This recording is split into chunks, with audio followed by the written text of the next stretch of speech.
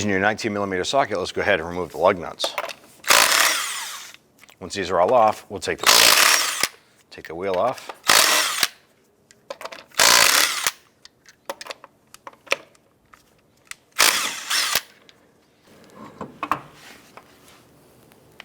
I'm going to go ahead and use a floor jack. Once your vehicle is put on jack stands, we just want to apply some pressure on this lower control arm. And the purpose of this is to support the weight of the vehicle. Next, what we want to do is remove this nut off of the upper control arm ball joint.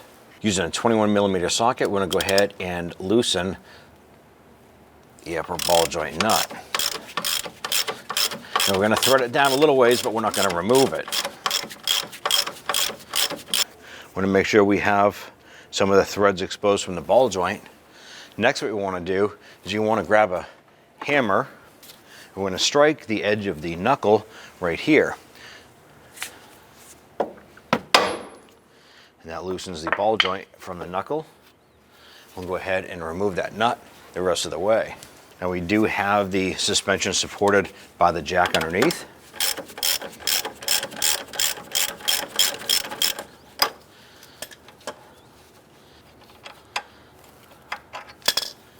I'm going to go ahead and separate the control arm from the knuckle.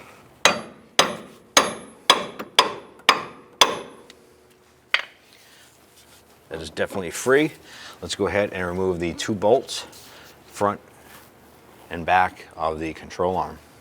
Now this bolt is located just in front of the power steering pump on the motor. We're using an 18mm socket on a ratchet to go ahead and loosen this.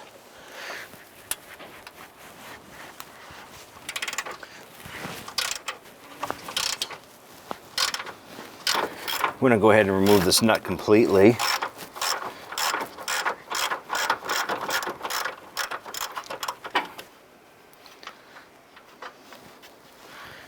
Now the rearward bolt is located underneath the steering intermediate shaft, down below down here. So we're going to go ahead and reach over that passenger side fender and get down there to remove that nut. So what we had to do is connect a couple of 1/2-inch drive extensions. We're underneath the driver's side front of the engine area here, and we ran the extensions across and on to the bolt itself. Now we're going to go ahead and connect our ratchet, and we're going to try and loosen that nut. Now the bolt head has a tab on it that will actually catch once we get to a certain point and stop the bolt from turning so that the nut will come off.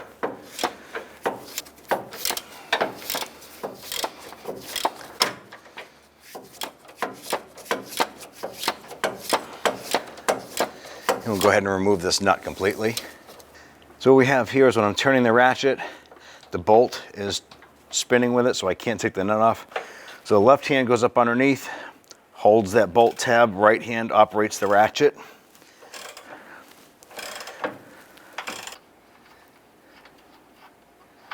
All right, we'll take that nut out. Then we're going to see if we can pull that bolt. All right, so we're going to separate the ball joint here from the knuckle. I want to make sure there isn't a lot of brake tension on this here. Now with the control arm loose, we're going to reach up underneath the front and work that bolt out from the forward mount. All right, I'm having a hard time just moving it by hand, so I'm just going to tap the head of the bolt slightly with a small hammer, just to try and give this bolt a head start to come out. So the upper bolt comes back and there's a brake line right here. So we just gently move that brake line and want to work that bolt back beyond that. There we go.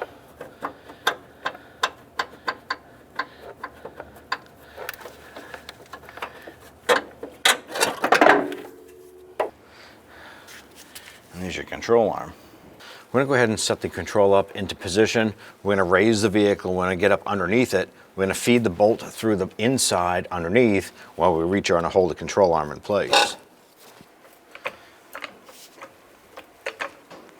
And we're gonna try and feed the bolt up and get it lined up into the back of the mounting position.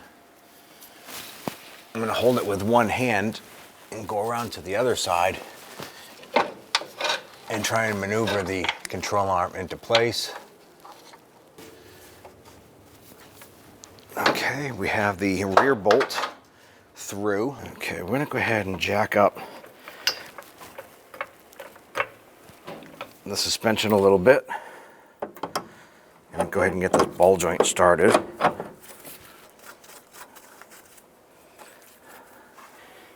With the back bolt in and the ball joint anchored, we should be able to jack up and lower the position of the forward portion of the control arm so we can get that bolt through. You can't reach around the fender and move the control arm while you're on the other side of the fender putting your bolt in. If you had two people, that would be great. If you're doing this solo, this is probably going to be the ideal way to do it.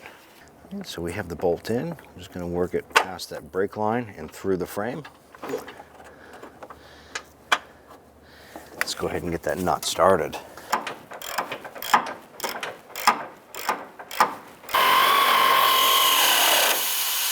Now, in torquing suspension components such as control arms, you want to go ahead and snug them up, but you want to do the final torquing with the vehicle's weight on the ground, or lower the vehicle down, use a jack and jack the vehicle up so that the suspension is in its neutral position under its own body weight. We're going to do it this way here for camera purposes. Torque it to 90 foot-pounds. You want to do the same for the rear bolt. I'm going to go ahead and tighten up that upper control arm nut. I'm going to go ahead and torque that to 60 foot-pounds. So let's go ahead and get that wheel installed.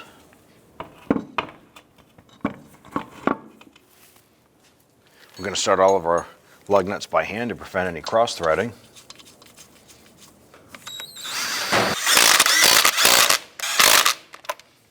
I'm going to go ahead and torque the wheels down to 95 foot-pounds.